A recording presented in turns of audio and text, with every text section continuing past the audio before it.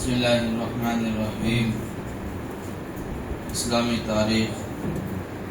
قرآن کریم کے سورہ کہف میں ایک ایسا بادشاہ کا تذکرہ کیا گیا ہے جن کا لقب ذوالقرنین ہے۔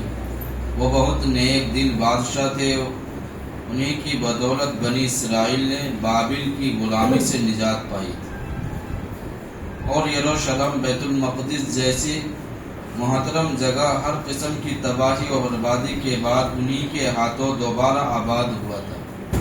انہوں نے مشرق و مغرب کا سفر کیا اور فتوحات بھی کی۔ ایک مرتبہ سفر کے دوران ایک قوم سے ملاقات بھی جنہوں نے بادشاہ ذوالقرنین سے یاجوج ماجوج کے فتنے فساد کی شکایت کی اور کہا، اے ذوالقرنین، ان لوگوں سے ہماری حفاظت کر لے اور ایک دیوار قائم کر دیجئے، اس پر آپ جو معاوضہ لینا چاہیں گے ہم دینے کے لیے تیار ہیں۔ لیکن ذوالقرنین نے معاوضہ لینے سے انکار کر دیا اور کہا، اللہ نے جو کچھ مجھے دیا ہے وہ میرے لیے کافی ہے۔ پھر انہوں نے ایک مضبوط دیوار قائم کر دی جو سد سکندری کے نام سے مشہور ہے۔ اللہ کی قدرت۔ قرآن میں اللہ تعالیٰ نے ایسے دو سمندروں کا تذکرہ کیا ہے جن میں سے ایک کا پانی کھارا اور دوسرے کا میٹھا ہے۔ ان میں طوفان بھی آتے ہیں اور مدزر جوار بھاٹا بھی ہوتا ہے۔ بڑے بڑے سمندری جہاز بھی چلتے ہیں، مگر اس کے باوجود کھارا اور میٹھا پانی ایک دوسرے میں نہیں ملتا، جبکہ ان کے درمیان کسی قسم کی کوئی آڑ یا رکاوٹ بھی نہیں ہے۔ یہ اللہ تعالیٰ ہی کی قدرت کا کمال ہے کہ اس نے کھارے اور کڑوے پانی کو بغیر کسی رکاوٹ کے ایک دوسرے سے الگ رکھا۔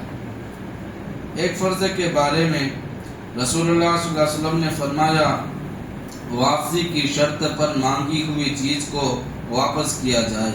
فائدہ، اگر کسی شخص نے کوئی سامان یہ کہہ کر مانگا کہ واپس کر دوں گا تو اس کو مقررہ وقت پر لوٹانا واجب ہے اور اس کو اپنے پاس رکھ لینا اور بہانہ بنانا جائز نہیں۔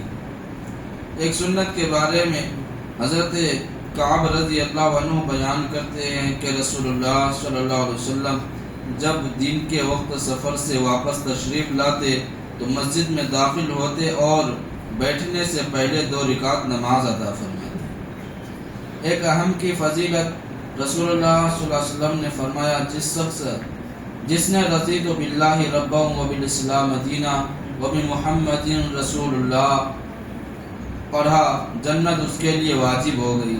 ایک گناہ کے بارے میں رسول اللہ صلی اللہ علیہ وسلم نے فرمایا، جو شخص اس بات کو چاہے کہ لوگ اس کو عزت کے لیے کھڑے ہو تو اسے اپنا ٹھکانہ جہنم میں بنا لینا چاہیے۔ دنیا کے بارے میں رسول اللہ صلی اللہ علیہ وسلم نے فرمایا، خوش ہو جاؤ اور اپنے مطلوب کی امیدوار رکھو۔ اللہ کی قسم، مجھے تمہارے محتاج ہونے کا اندیشہ نہیں، مجھے تو اس بات کا اندیشہ ہے کہ کہیں تم پر دنیا کھول دی جائے جس طرح تم سے پہلی قوموں پر کھولی گئی تھی، پس تم اس میں اس طرح رغبت ظاہر کرنے لگو جس طرح ان لوگوں نے کی تھی، پھر وہ دنیا تمہیں اسی طرح ہلاک کر دے گی جس طرح ان کو کیا تھا۔ آخرت کے بارے میں قرآن میں اللہ تعالیٰ فرماتا ہے، اہل جنت سبز رنگ کی نقش و نگار والے فرشتوں اور عمدہ قالینوں پر تکیہ لگائے بیٹھے ہوں گے۔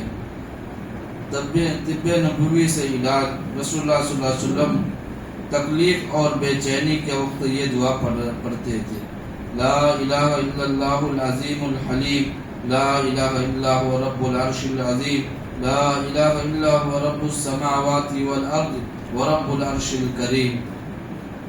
قرآن کی نصیحت۔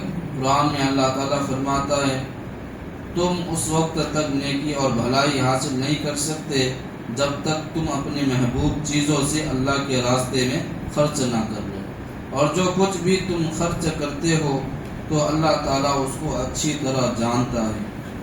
اللہ تبارک و تعالیٰ ہم سب کو حدیثوں پر عمل کرنے کی توفیق عطا فرمائے۔ سبحان اللہ بحمدہ، سبحانک اللہم وبحمدک، ونشہد ان لا الہ الا انت، ونستغفرک ونتوب الیک۔ سبحان ربک رب العزة عما یصفون، وسلام علی المرسلین، والحمد للہ۔